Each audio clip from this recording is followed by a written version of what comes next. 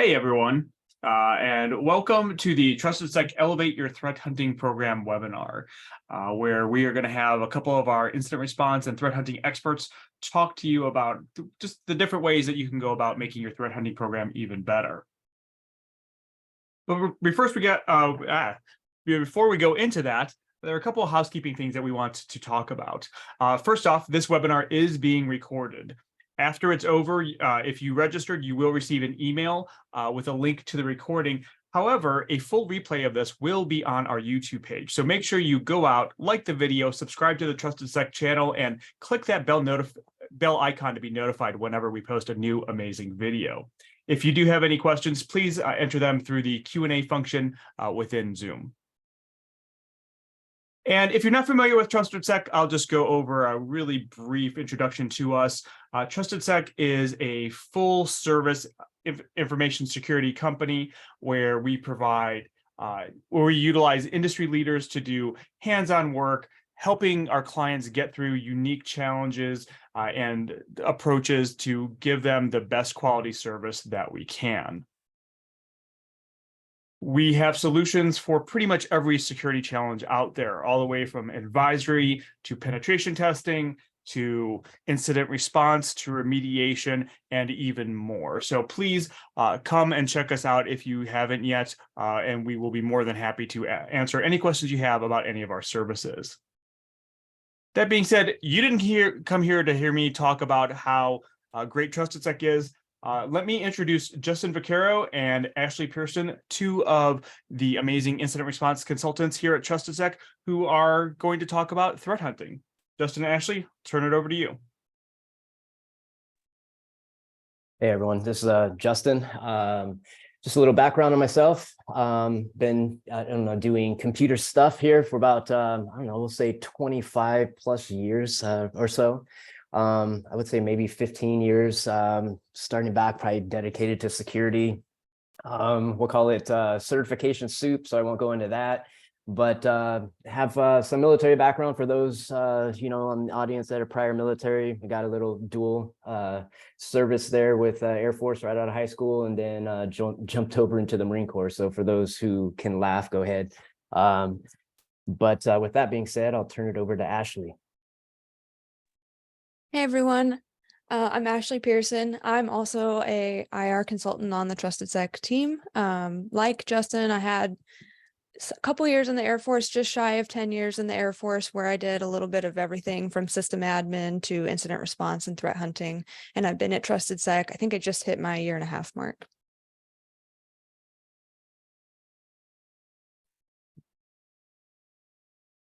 Awesome. So let's dive into it, guys.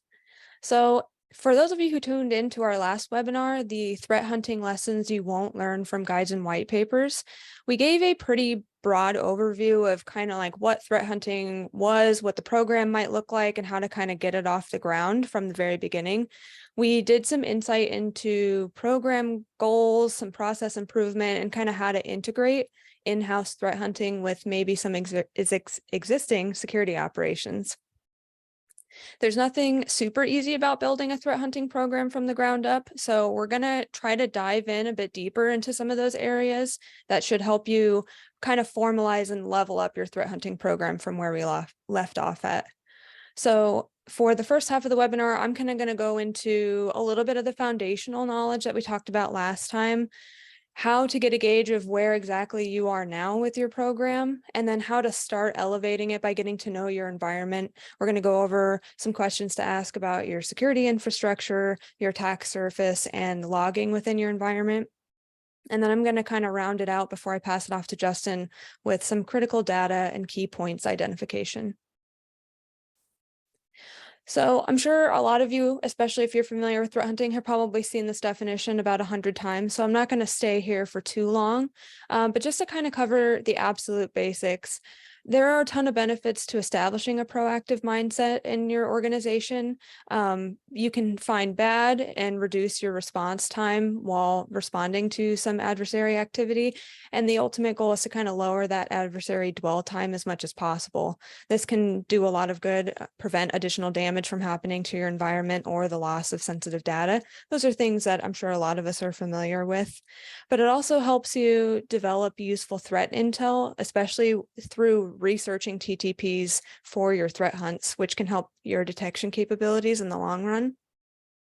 It can also help you improve your incident response posture, since you're going to be kind of proactively baselining your network in an effort to find bad. This can help you tune false positives or quickly assess some suspicious or malicious activity that you might find in a real incident. But the biggest benefit is kind of that defense in depth that you're going to be contributing to.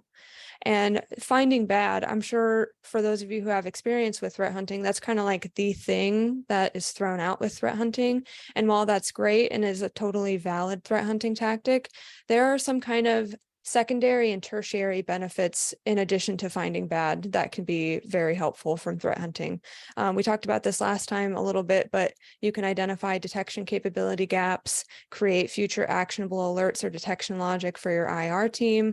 Again, you can tune existing alerts and provide some remediation and mitigation recommendations. You also walk away with some really helpful lessons learned, not just from a security posture perspective, but from a person perspective. You can identify gaps in your own experience, knowledge, and capabilities, identify single points of failure on your team, maybe some improvements that can be made with your reporting procedures. You can also help identify some new TTPs for the team. You know, are there manual threat hunts you're performing that can be improved upon? Maybe some playbooks that can be generated that might help you in the long run, both for like in-house playbook generation, but then also incorporating any third parties that you might use in your organization. And another one that I'm personally very passionate about is your threat hunts, whether or not you find bad, can be used as training opportunities for the members of the threat hunt team. But if you expand your scope a little bit, it's really useful for other IR members, analysts, or just others within the organization. So sharing these lessons learned, sharing as many details as possible from your threat hunting results can be really great, easy to consume training opportunities for a lot of people in your organization. So before we dive into anything, we got to get some of the kind of basics, like where are you now? Where does your program exist today? Because we can't figure out where we're going to go in the future without really getting an honest look at where your program exists today. So like I said, the two main questions to answer: where are you now? And where do you want to go in the future? Where do you want this program to be? From there, it makes it much easier for you to set realistic steps that can get you to the end goal that you're trying to achieve. So we mentioned this a little bit in the last webinar. This is kind of a spectrum of maturity. You know, the eventual hope for everyone is to like obviously fall under that 4 on the scale, right? But if we're being honest with ourselves, sometimes you might not be starting out there. You might be towards the left side of the scale there. And what I can't stress enough, and I've stressed this before and I'll continue stressing it again in the future, is there are two things that really impact your position along the spectrum, both as it exists today and the capability of you to move further down the spectrum, is organizational support and any operational constraints that exist within your organization.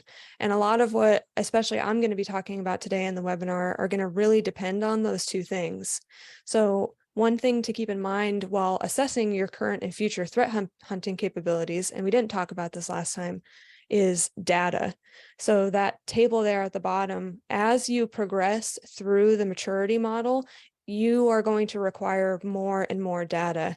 And it's not necessarily just the quantity of the data that you're collecting and viewing, but specifically the quality and the variety of relevant organizational data. And I'm going to dive into that a little bit more later on, but that's just something to keep in mind. So first, let's talk about some processes and documentation with your threat hunting program as it currently exists. Some questions to ask yourself: do you have any of these processes documented, and are they formalized in any way? Do you guys have playbooks, run books?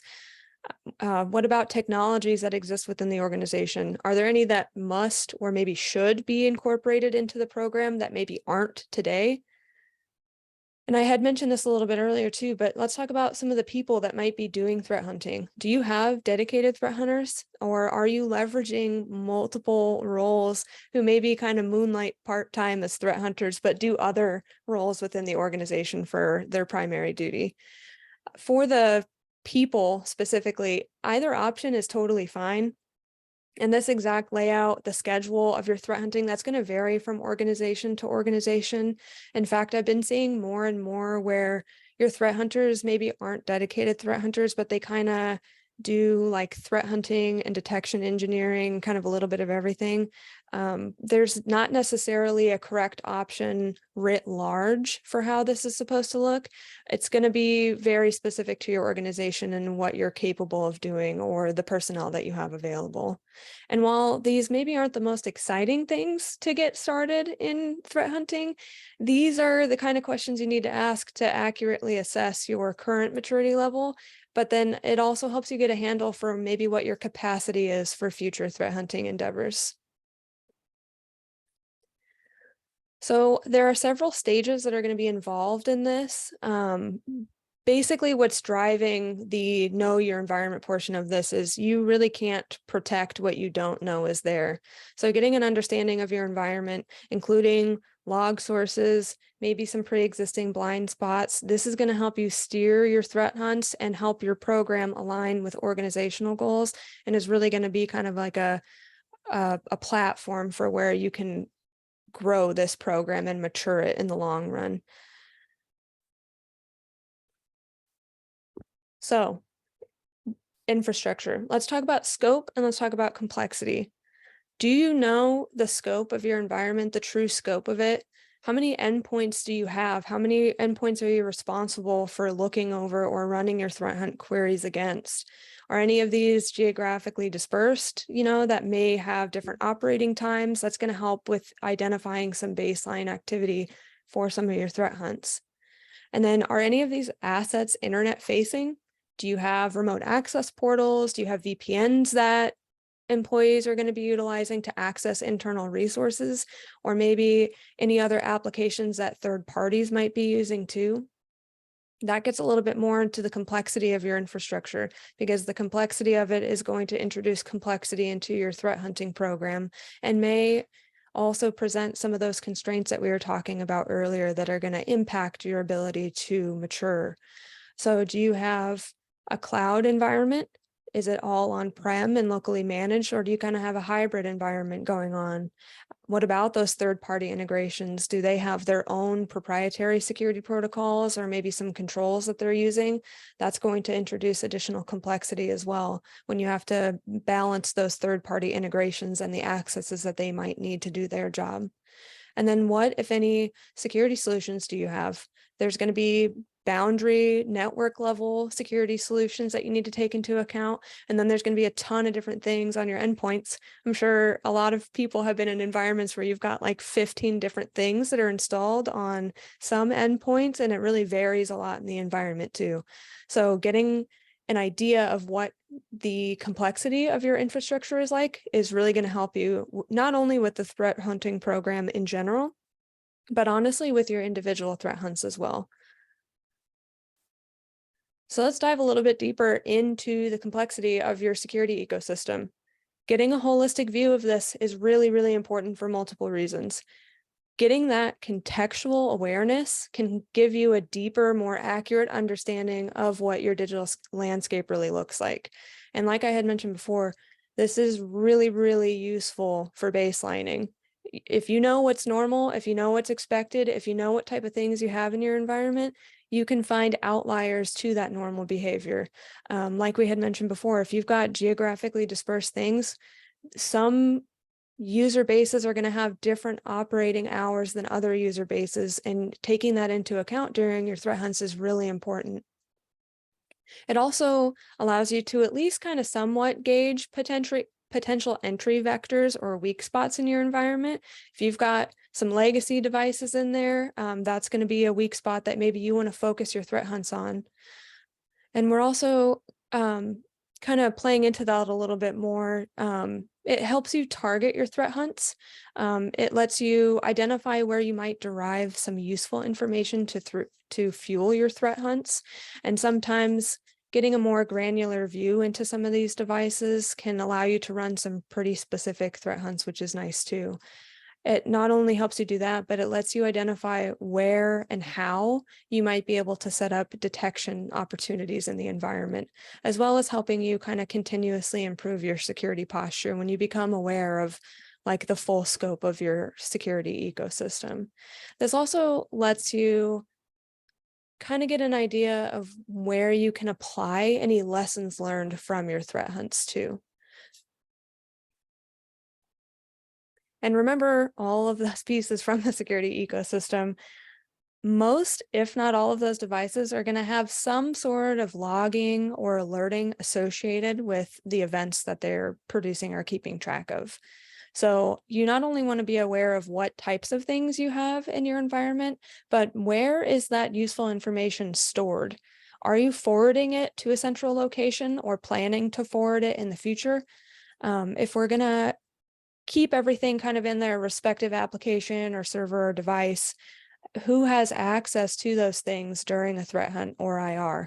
Are your threat hunters going to have to, check 18 different houses for the information that they need for a threat hunt?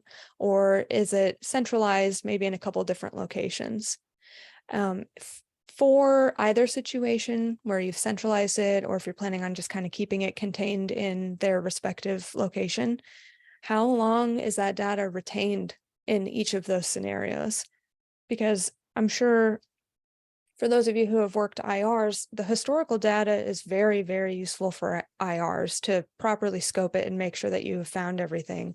But it's also really useful for your threat hunters. It gives you a wider scope to assist with baselining and identifying outliers. The more data you have, obviously, the better your long tail analysis is going to be, right?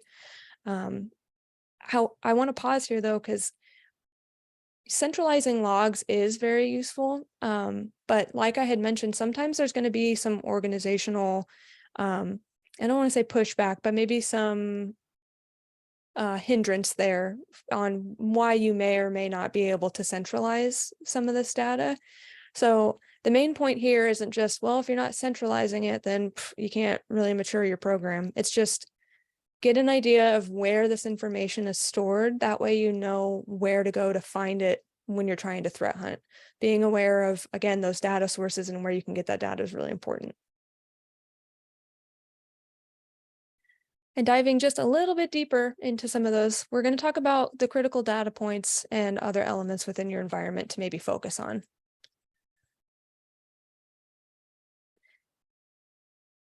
So identifying this is key, again, for several reasons. This helps you with your risk-based decision-making, especially concerning like where some of this data is stored that's important to the organization, right? But it's also going to help support your business continuity planning and your disaster recovery too. But for threat hunting specifically, knowing where these things are may help you identify some blind spots within your environment pretty much immediately. So maybe when you're going through looking at your security ecosystem or your infrastructure, you're like, man, we have VPN traffic coming in for people accessing things. We have no visibility into that, which happens a lot more often than you would think. Either it's complete oversight, like not thinking that that information was either generated or useful in some way, or maybe there's a misconfiguration in one of those security tools that you weren't really aware of. So getting a handle on that stuff early on is really useful. It also helps you see some of those weak points or potential entry vectors into the network that I was talking about earlier. VPN tunnels, internet-facing devices, third-party access points. These are all things that are consistently targeted by attackers to get access to your environment. So knowing where they are and maybe focusing some of your threat hunting efforts around those things can really help get ahead of some of those, again, consistently targeted entry vectors. It also kind of helps you scope your threat hunts to maybe more relevant portions of the environment. So do you need to run every single threat hunt across every single endpoint in the environment every time, or can you narrow the scope a little bit? Unless you're really into consistently splat searching in Splunk, which I'm sure your Splunk admins are probably very happy about, it may be useful to narrow the scope a bit to the things you know are relevant to a threat hunt, and then increase it from there, either once you tune your query a little bit or kind of decide what direction you want to bring that threat hunt. So the question to ask yourself is, do you have any of these? Identifying them, again, can help you prioritize your threat hunts. So being aware of things like device type, software versions, lets you determine if some of those highly publicized vulnerabilities are even like a legitimate threat to your organization and if it warrants a threat hunt. And diving slightly deeper into that too, have you looked at what your crown jewels are? Do you know what's important to your environment? Like I mentioned earlier, this really helps you with kind of your resource allocation with your threat hunt, not only your threat hunt, but with maybe detection capability or where you need to prioritize gathering additional data from. So identifying and categorizing the assets within your environment can really help you kind of direct your resources much more effectively, which will eventually help you progress down that threat hunt maturity model that we talked about. So knowing which of these systems, and not just systems, are there accounts or applications that are critical to business functions, you might want to focus on some of those high risk areas, not only for the threat hunts, but again, for proposed security improvements. And all of this can kind of be summed up in managing your attack surface. So what gaps do you have in your visibility? How does this impact your ability to threat hunt and respond to any incidents that you might encounter if and when you do find bad? Getting a handle on your asset management, identifying what you have, identifying the data sets that you have available, and maybe how you can pretty up some of those data sets to make them more useful for you. When you identify these assets, it gives you a good idea of what vulnerabilities may exist in your environment now, so you can target some of those threat hunts towards those known things. And, you know, some of these things like legacy devices, or hello, OT, I'm looking at you with your legacy devices. Some of those might need to be prioritized higher than other assets, not necessarily because they're crown jewels, but just because they introduce more risk into the environment. So being aware of that is a good way to help prioritize some of that information. And ultimately, make sure you're keeping track of any changes to your environment. This includes the introduction of new things or the removal of hardware and software. Again, you cannot protect what you don't know, and you might be burning a ton of threat hunting cycles for a threat hunt centered around something that was decommissioned a few months ago, but that maybe wasn't tracked for whatever reason.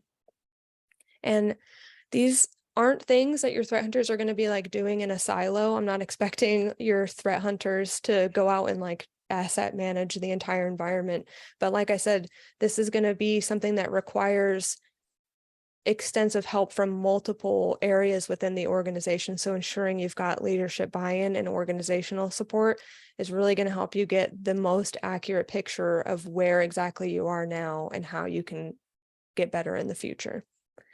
So I'm going to go ahead and pass things off to Justin. All right.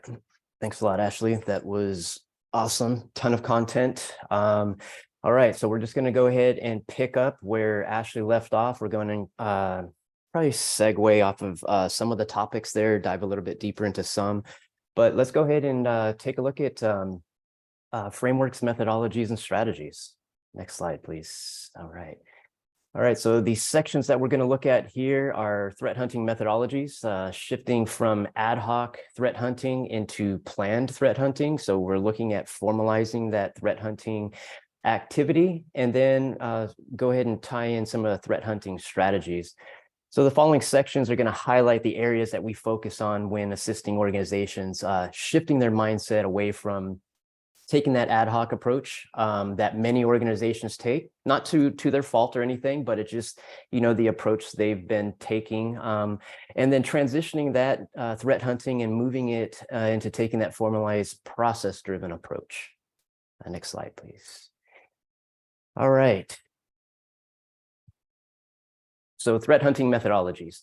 So we're going to look at 3 different methodologies here. We're going to look at framework-based, intel-based and internally generated, so awareness-based. And we're going to see awareness-based is going to tie into what Ashley was talking about as far as, your crown jewels and what that looks like. So from each of these threat hunting methodologies, the overall goal of the threat hunting activities is to identify indicators of attack within an organization.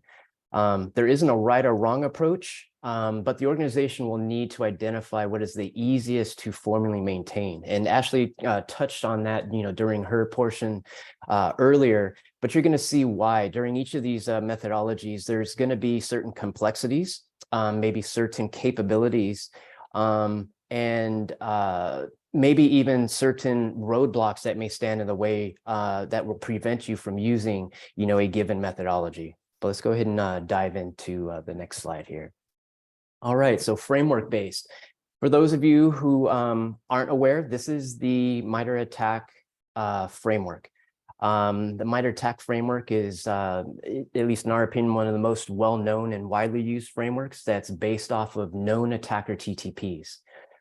It's constantly being updated, and as of currently, from what I understand, as of, I think it's April 25th, the framework's at version 13.1. And so with that, it shows you that it's, constantly being updated. The enterprise matrix, which is what we're looking at, there's a number of different matrices that the attack framework has, but the majority that we work with and around is the enterprise matrix itself. So as you can see here, there's roughly 14 columns that are broken out into tactics. Each of those columns or tactics are then broken further out into specific techniques and sub-techniques. And the techniques, as of current, it looks like there's about 196 different techniques with an additional 411 sub-techniques. So you can see there's a breadth of, we'll call it real estate to use in hunting efforts here. And also the platforms that you also have the capability of building your hunts off of span pretty wide here. So you've got Windows, Mac OS, Linux, even cloud environments to be able to work from, as far as the techniques that are provided, being Azure AD, Office 365. Also into the network side of the house, and then also gets you into the virtualized environments, working with containers and so forth. Each of the techniques provide additional key information with each one of these techniques. You'll see there's threat group procedural examples, meaning they'll give examples of the actual APT groups that have been known to use those techniques and then expand upon how they're being used. They give threat mitigation recommendations on how to mitigate that particular technique / threat. And then they give you detection recommendations, meaning, what type of logging sources may be utilized, to identify, said activity of that actual technique. So the goal itself is not to overcomplicate initial threat hunting activities.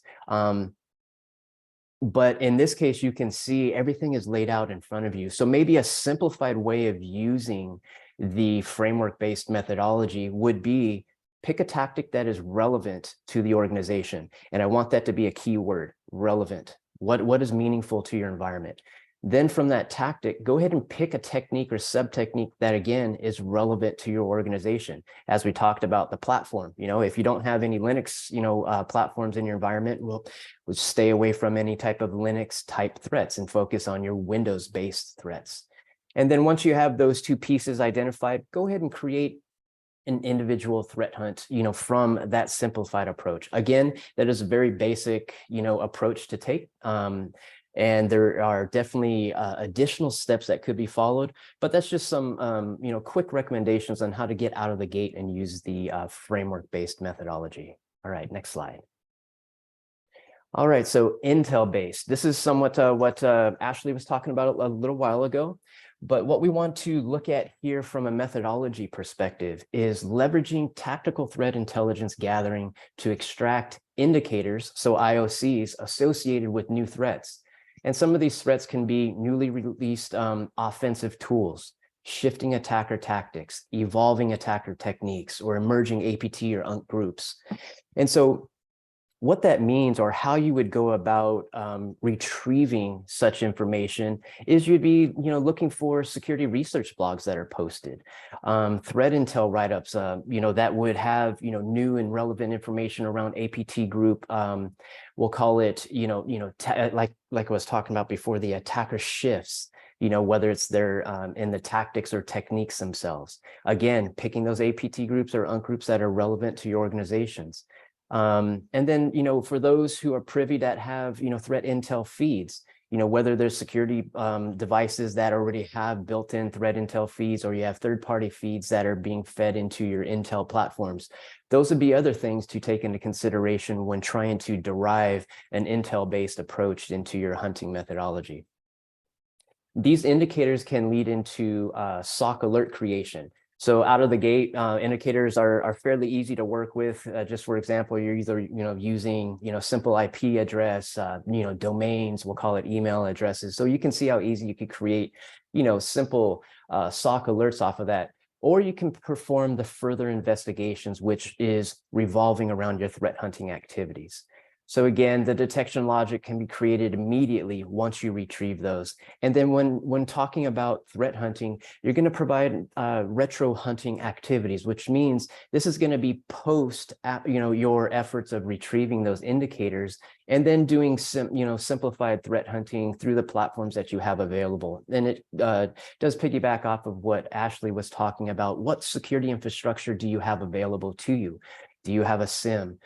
Do you have other security devices, whether it's a firewall, next-gen firewall that with multiple capabilities there and so forth.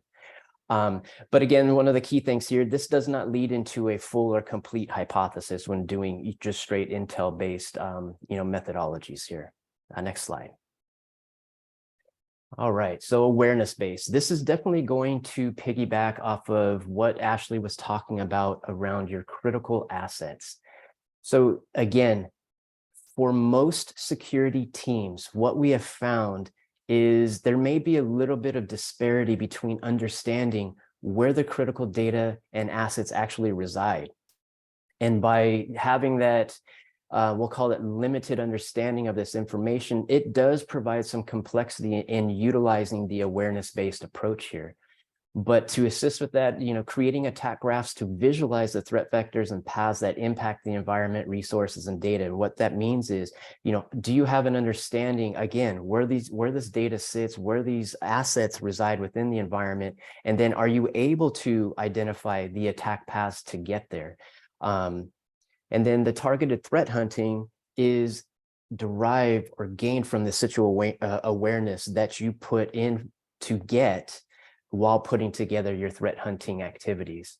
And again, the most important aspect to remember is the threat hunting itself must be testable, reusable, and updated constantly. So again, this ties into understanding how can we even understand that path to get to that data, what type of telemetry is available, and we'll talk about this a little bit more in depth here moving forward, but I just kind of want to provide a little bit more context on this. And then making it reusable, meaning is it repeatable? Are your threat hunts documented? Do you have the capability of training individuals to basically follow in your footsteps in a step-by-step process? And then updated constantly, because as we talked about before, attackers, their TTPs evolve over time, whether it's a tactic shift, whether it's the techniques that may possibly change. So it's very important to revisit hunts that are actually already completed. Next slide, please. All right, so this is just a summary of what we're looking at within the three different methodologies itself. And as I talked about, not all of these methodologies are applicable to everyone's environment. For those that do have intelligence capabilities, meaning they have their own CTI teams, or they have CTI frameworks that they can pull, or they have CTI provided intel. Maybe the intelligence approach might be an easy way to get out of the gate to help formalize their process.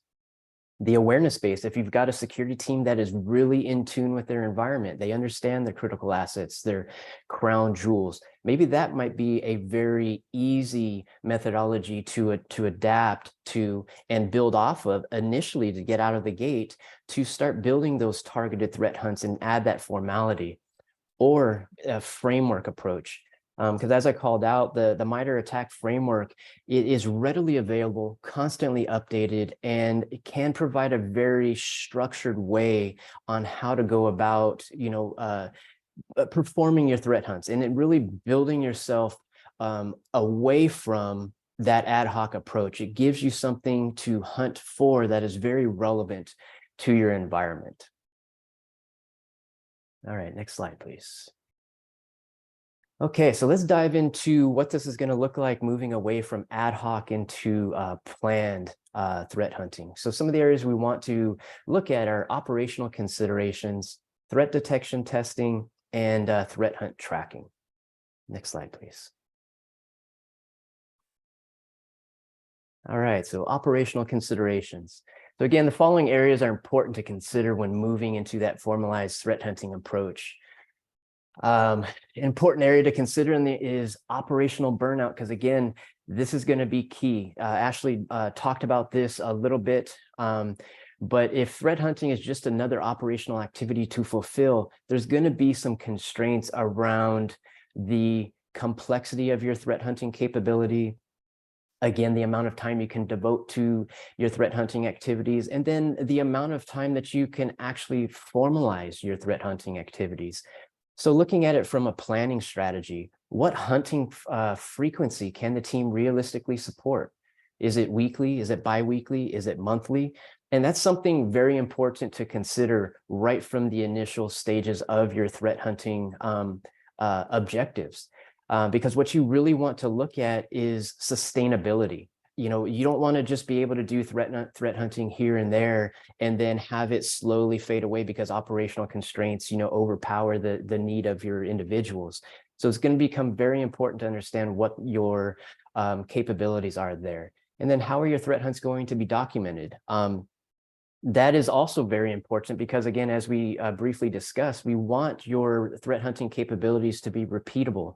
And then we want them to be historical for you to go ahead and work off of.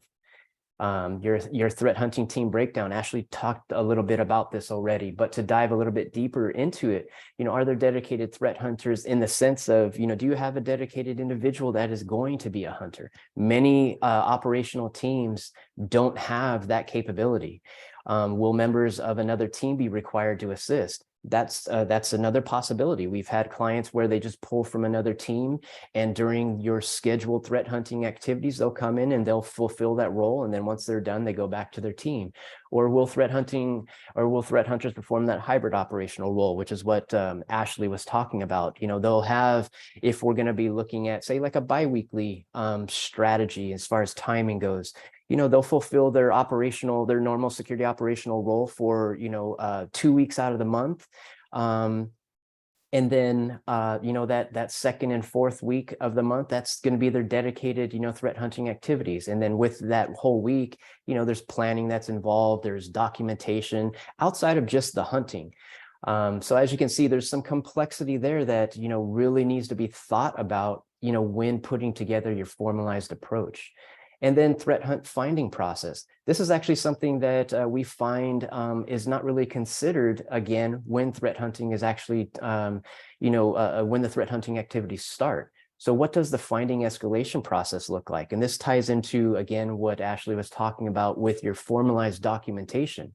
Do you have, a threat hunting program plan, which is similar to your IR plan, drafted up that identifies what this looks like? Because again, your security operations or your threat hunting team within your operations, what are they going to use as their escalation process, and what does that look like? And is it known across, teams on what that looks like? And then who classifies that finding criticality? Again, it could follow, very similar items around, how your SOC incidents are classified, how incidents are classified. But again, it needs to be drafted. It needs to be thought about, and it needs to be formalized. All right, our favorite topic here. So metrics are not always fun to put together, but they're very important to showcase the effectiveness of your threat hunting activities.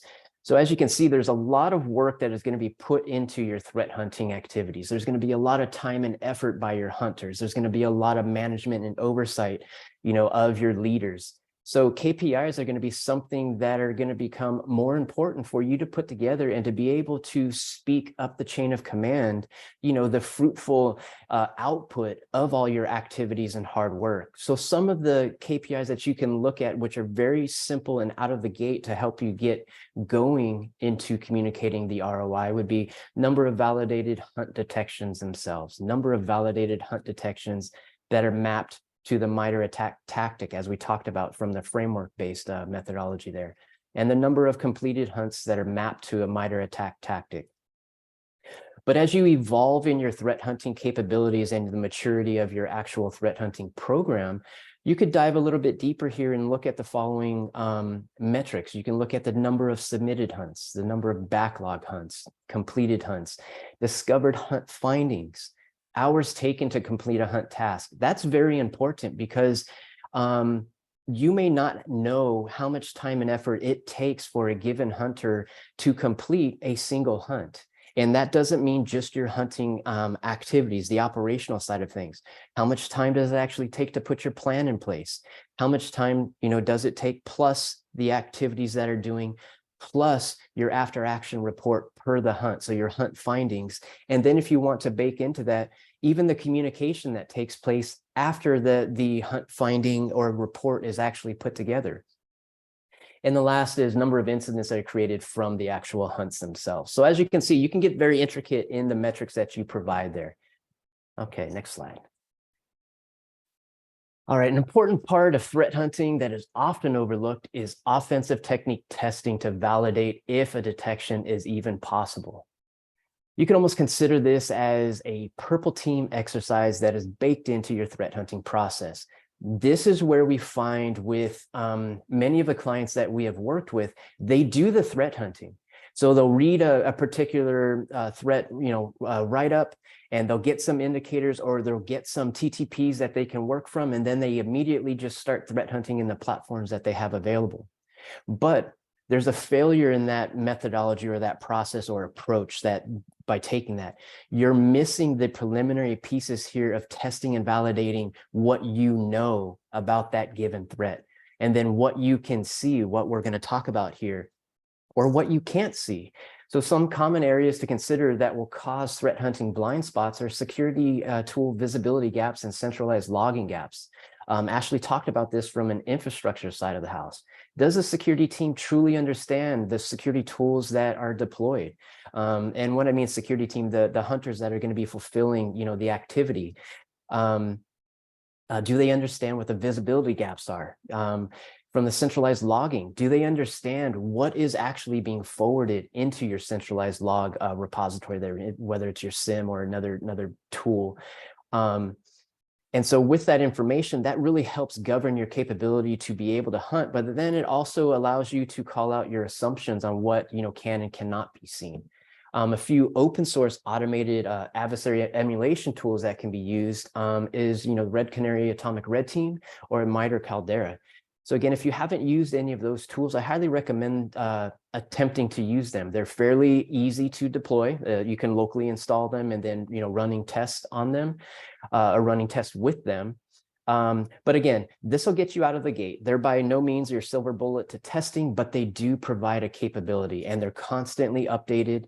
And it's not to say that you can't use this and then add your own testing and validation in there. Definitely look at, internal red teams that may be available or any other teams that may be able to fulfill or assist, with your testing and validation there from a threat detection perspective. And then as we were talking about attack graphing, these tools here, some attack mapping tools that are useful for threat testing would be Bloodhound or Ping Castle. And again, what this is going to help do, it's going to help map out your AD environment. So it's going to help understand where your deficiencies are within your AD infrastructure, because a lot of those techniques that I'll refer back to the MITRE attack framework, they're going to be built off of, say, like we called out, your Windows environment. What does your domain, as far as it being configured, what are some of the weak points there? Because again, these are definitely tools that can be used from an offensive perspective, but I don't want you to be jaded by that and have a misunderstanding that defenders can use these tools just as much as the offensive side can. By getting this output, it helps you harden your environment. But then in this case, what we're looking at it from the threat hunting lens is we want to be able to see, okay, what does that attack path look like to help build out our threat hunts that we're putting together. All right, next slide, please. All right, so threat hunt tracking. So what we want to do is look at it from two sides here. So threat hunting IOC tracking. So this kind of ties into whether you're going to take the Intel-based methodology, but also we have to look at it from your finding perspective. Any findings that you get from your threat hunting, if they're fruitful and you actually have some legit findings, you can extract indicators of compromise that can be very useful. So as far as from a tracking perspective, again, if for those that are privy that have your threat intelligence teams internally, by all means, utilize them to help with your tracking. Basically, import those indicators of compromise to the team, help them maintain and manage those for you. Or in a few open source platforms that you could potentially utilize. But again, we're looking at administrative overhead to build and then maintain, but this will provide some additional capabilities from a tracking perspective. You could look at OpenCTI. This is just one example. It's an open source platform used for threat intelligence management. So, for those that are familiar with threat intelligence platforms, are TIPS. And then another well-known platform is MISP. MISP is used to collect, store, and distribute indicators of compromise and has a very robust capability of integrating with multiple other security solutions within your environment. So it's a very valuable tool that you could look at deploying. Now, from a threat hunting activity tracking perspective, again, you're going to have to look at the maturity of your capabilities. So what we want to do is, can we leverage a help desk ticketing system? If so, okay, great. Let's look at least privilege though. Let's take that into consideration because the hunts that, we want to do, the documentation that we're going to provide, we want to really have a limited amount of individuals who have access to those particular tickets and tracking. Deployed security tools, again, SIM or EDR platforms, you'll find have the capability of said detections that are implemented. So most of the time when you're doing threat hunting activities, you're building threat hunting queries. Those queries will then be polished and then implemented as detections. So what we want to look at is, can we leverage some existing tools to keep track of our hunting efforts? Because again, as you're putting them into those tools, you have the capability of putting date timestamps associated with the detections that are implemented that are built off of your threat hunting efforts. And then you have, most of the time you have notes that can be applied, to those new detections that are deployed. And again, those notes could consist of who the hunter was, what the hunt entailed, and then, what that actual detection was built off to detect. You want to provide, enough information there for others to be able to ascertain, what is this actual query doing for us?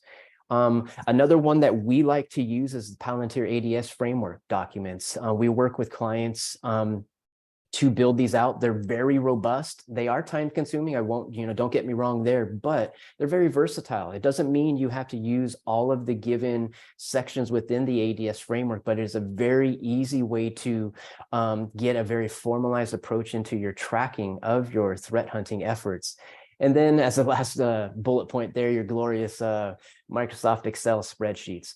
I say that jokingly, but it is also a very viable tool that can be used. Again, out of the gate, you just need to have a way of tracking your efforts. And then with a spreadsheet, it is very easy to build pivot tables, to build metrics off of, and so forth. So although it won't be the most robust capability that you have, it is definitely a way that can be used to definitely track very effectively. All right, next slide, please. All right, so let's go ahead and take a look at strategies. Considerations, baselining, and quick wins are the sections that we're going to look at. Next slide, please. All right, so strategy considerations. So again, threat hunting must begin with a focused strategy. What we like to use is built around a crawl, walk, run mindset. And what I mean by that is out of the gate, we don't want to just jump right into threat hunting. You know, as we talked about, you'll read a particular, we'll call it, someone came up with a super cool detection, and you just start running with that detection and building your threat hunts off of that. Well, let's take a step back. Is that detection even something that is relevant to your environment? You know, do you even have an understanding of how that detection is built? So what we like to do is say, start off small and focus on targeted hunting areas. So this builds right off of what Ashley was talking about, understanding your environment. So considering targeting critical systems or sensitive areas in the network, which are your crown jewels, because those crown jewels are going to be what going to cause the most harm to the overall organization. So what I want to kind of convey here is think brand, think your internal customers, think compliance, think regulatory organizations, and think fines. So out of the gate, targeting these sensitive, we'll call it areas of your network or data, these are things that you can really look at it from a return on investment perspective, that this is actually what you're targeting. You want to take that smaller data set, which is also going to help with your hunting efforts. It's going to limit the data set that is output. It's going to limit the amount of analysis that is done, and it's going to be very applicable to your overall organization, which means is going to be important to the executive chain and leadership as a whole. So again, the approach that we like to take from a strategy perspective is casting a wide net initially when threat hunting. And what I mean by that is most hunters, again, don't have full understanding of their data, of the traffic that, that is actually taking place in the environment. So by casting the wide net, you're lessening your false positives out of the gate, and you're minimizing your false negatives out of the gate. And then as you get your data set that is output to you, now you can go ahead and weed out the noise. And as you're weeding out the noise, you're tightening down that threat hunt query. And then again, you're limiting those false positives, because you're tactically going in and minimizing that data set, because you're looking at it or interrogating that data as you're looking at it. And then the best output here is you're minimizing those false negatives, because many organizations, they look at it, okay, yes, we're definitely eliminating false positives, but in essence, they may be introducing false negatives into their actual hunt output. So that is definitely something very important to consider. Another area that you want to look at is focus on your hypothesis. So when you build your hypothesis, you want to stay within those guardrails of that hypothesis and avoid the scope creep that may come about from your hunting efforts. So putting a solid hypothesis together is key. And I'm going to circle back really quick to the Palantir ADS documentation. That is a really effective way to help constrain your hypothesis building and really get it in line with what that looks like. And then effective threat hunting itself. Know your environment. We've talked about this a little, or actually I would say fairly intuitive, we've gotten very intuitive around what this actually means. But knowing the environment means knowing what is taking place from the user or endpoint side / server side to your network side. We're going to talk about this on the next slide here a little bit, but this falls right in line with baselining. Think like an attacker. So think about what we talked about, doing we'll call it threat emulation, your threat testing. So you need to understand how an attacker thinks in order to properly defend your network / know from a hunting lens what to even look for. Because if you don't understand the attacker tool or the attacker technique, you're just going to be hoping the documents that you read are guiding you in the right direction. So that is why it is very important to have that understanding. And I'll even go one step farther. I like to look at it as a triad view. You're looking at it offensively, defensively, but even consider knowing forensically what's the residue that is actually left behind. So not only from a telemetry perspective, from a defensive lens and understanding what triggers, but is there residue on the system that you could potentially hunt for, whether it's a registry key or, file location, those sort of things. And then develop the observe, orient, decide, and act mindsets. So for those, military backgrounds, your OODA loop. So again, these are just very strong, strategies that should be considered when, again, putting together your threat hunting program. All right, so baselining. So this is no easy task, but it's such a critical aspect when performing threat hunting activities. Again, as we talked about, it's knowing what your traffic looks like. Now, this does, tie almost hand in hand with like security operations. So for those who come from a security operations background, they know how difficult this is, but it is very important. So the only way to identify endpoint and network activity that is abnormal is to know what is normal in the organization. So establish that known good versus known bad. I put it here, difficult, but not impossible. If you look at this from smaller chunks or smaller activities and don't get lost in the overarching goal about knowing good versus bad, you can look at it from your individual threat hunt. What do you need to achieve? What's the logging telemetry that you need to see? What is, the actual technique accomplishing? And then once you kind of put that all together, you can now curtail your knowing good versus bad around that output. And then over time, as you see and build more and more threat hunts, your baselining activities are going to significantly increase, where it's just going to become easier to achieve that actual portion of the exercise as you're doing your threat hunting. So again, knowing good versus bad helps limit those false positives and false negative detections. One other concept I want to throw out there is knowing the good versus bad. It really helps the output of your threat hunting activities to bubble to the surface a lot quicker by having this knowledge. So some baseline questions to look at, and again, these are just examples, but something that you could pivot off of and build upon is encoded PowerShell normal in your environment? And what I mean by that would be, do your IT administrators use encoded PowerShell for various reasons with, admin scripts or what have you? Are there applications that actually use encoded PowerShell? I've seen that, many times in environments. So once you have an understanding of those applications, okay, well, you can potentially look at, okay, if you have any of that output, weed that out. But be cautious in what you weed out. Obviously, attackers will use, known good to blend in with. So that's just a caveat to that. But what users should be creating scheduled tasks or services, etc. And then what are normal network traffic timeframes? Just think business hours for some of the environments that have a little bit more constraint activity. Guardrails there, say like they start at 8 and end at 5, we'll say, just for an example. And then anything outside of that, there really shouldn't be much activity. So it should be very easy to identify suspicious activity that would fall outside of those timeframes. So from a hunting perspective, okay, we're not going to hunt between 8 and 5. This is just an example, but we're gonna go from 1800 to 07 in the morning, time frame, and look at any activity that's taken place there and look for anything that's anomalous, that stands out potentially as suspicious.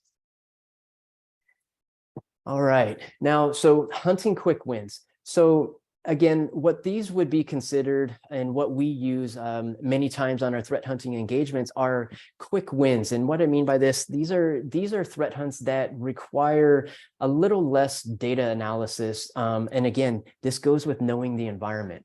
So again, the encoded PowerShell, this would be something I would say out of the gate that I would say for organizations, if you have a certain set of information that you are 100% in the know of, okay, we'll start building maybe some threat hunts around that contained data, just to get your feel and of your processes, tune those processes, test the processes, and then actually get some viable threat hunting output. But again, encoded PowerShell would be one, if that is one that is easy for your organization to use. Suspicious outbound application communication. Okay, let's just say your environment, literally has zero outbound SSH communication. And you know this for a fact. Just say, you help with the firewall administration, you have no SSH that is outbound. Okay, well, let's go ahead and do a internal to external SSH threat hunt. And let's see, from your RFC 1918 internal addresses to anything external, is there any traffic? Okay, if there is, well, there you go. There's a quick win. Maybe there's a business process that you just weren't privy to. Now you have uncovered. And maybe this can evolve into a business process that can be tightened up or hardened, or is it even necessary? Maybe it's a legacy process that somebody forgot about. But anyhow, that's just another example there. Suspicious attack tool use. Well, there should be zero use of Mimikatz within your environment, unless you have an internal red team or a pen test that was going on, what have you. But there are many different detections that are built around Mimikatz activity. And so again, you could run threat hunts, many different threat hunts, to detect, any form of Mimikatz activity within your environment to get, that particular security tool quick win output. And then another idea for a quick win output would be suspicious lateral movement. Let's just say, for example, again, IT administrators, none of them use PSExec. It's just a tool that they do not use. Well, attackers have been known to use PSExec. So why don't you go ahead and run a PSExec threat hunt? And then if there is any output, okay, could be suspicious.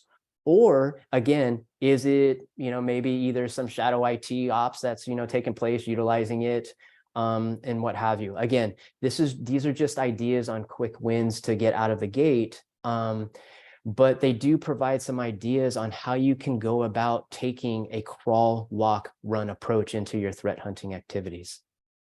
All right, next slide, please. All right, that was a volume of information at a very fast pace, but some closing thoughts here. So the topics that, that we looked at today were threat hunting foundations. Where are you now? Know your environment, critical data and key point identification, threat hunting methodologies, shifting from ad hoc to planned threat hunting, and threat hunting strategies. Some important concepts to consider, as we kind of tie out the end of the webinar is know your environment. A key concept to understand is, from a hunting lens, you can't hunt what you can't see. And so that's something very important for you to, to dial in, to really get to know that environment. Have a plan and goals to drive your threat hunting efforts. What the premise, of, the content that we covered today is really driving the organization into a formalized threat hunting approach.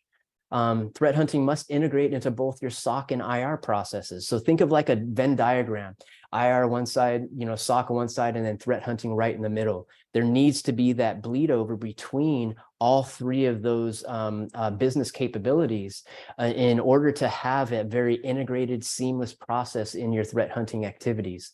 And then threat hunting buy-in and support must be at all levels of the chain of command. So the hunters are going to do their hunting. Management leadership is going to do, their leading and shepherding and guidance around, what the hunters do, but there needs to be executive buy-in on top of that to support the overall efforts, especially as you're looking at formalizing the program itself. Because from formalizing perspective, there needs to be formalized documentation, processes. There needs to be integration between leadership across the board as you're working with your threat hunting efforts. All right, and for those who may be interested, so we also provide threat hunting program building training. We have this content and much more that is built in or baked into a one-week course. And then we also have a follow-on course that kind of segues off of this content that helps kind of drive that continuous maturation of the organization's threat hunting program. But we also have a capability, and have done this in the past, to build custom threat hunt program building training, for the given organization based on their actual needs. And with that, I guess we can probably open it up to questions. Awesome. So a couple questions have come in. If anybody else has any other questions, please feel free to put them in the chat or submit them through the Q&A button. The first question is, what examples do you have of threat intel platforms? You did mention MISP and OpenCTI. Are there any others that you all can think of? Yeah, so there's those are just two that kind of came to mind. I would actually have to do some research. Those are just two that I've worked with personally. I guess you might be able to maybe slide. I'll call the Hive out. You could probably use the Hive, even though it's more of an incident response platform. You could probably leverage the capabilities with that platform to, contain indicators of compromise there, hunting output for sure. It's just a different use case utilizing that sort of platform, but that would probably be the only one that kind of comes, readily to mind. Okay, great. And then also along the other tools and methodologies for visualizing vectors and paths, anything else other than Bloodhound and Ping Castle that you might recommend that somebody look at? That's a good question. What about in like the cloud? Because I know that isn't there a specific version of Bloodhound for Azure? Yeah, something like that. Yeah, 100%. Yeah, so there's been some forking of the framework itself. So yeah, there's definitely a I don't know the exact term for it, but yeah, Bloodhound Cloud. It does the same type of mapping for cloud environments. Because cloud is another nebulous environment that many organizations forget about. And to map that environment out is just as critical. So you could actually look at the mapping extending from on-prem to cloud. But within the cloud environments, I would say, based on your cloud provider, they definitely have some tooling there. But of course, it's not going to be something open source. But yeah, other than that, I'm sorry, I don't have anything. We could probably come up with some and maybe send those out as maybe some additional follow-up. Okay. Well, Aaron Cornell just messaged and said Purple Knight, which is similar to Ping Castle. I'm not familiar with that one. I don't know if either of you are. Yeah, I'm not 100% sure about that one either. I will have to check that out. All right. Any other questions that anybody has? Again, feel free to put them in the chat or the Q&A. And while we're waiting for any more to come in, Justin or Ashley, any other last words that you might have? For myself, no. I mean, it's just building your threat hunting program. There's definitely it's not easy. It definitely takes a significant amount of planning and effort on everyone's part, but it's not impossible. But I will put that additional plug here. We're definitely here to help. Any of the organizations out there.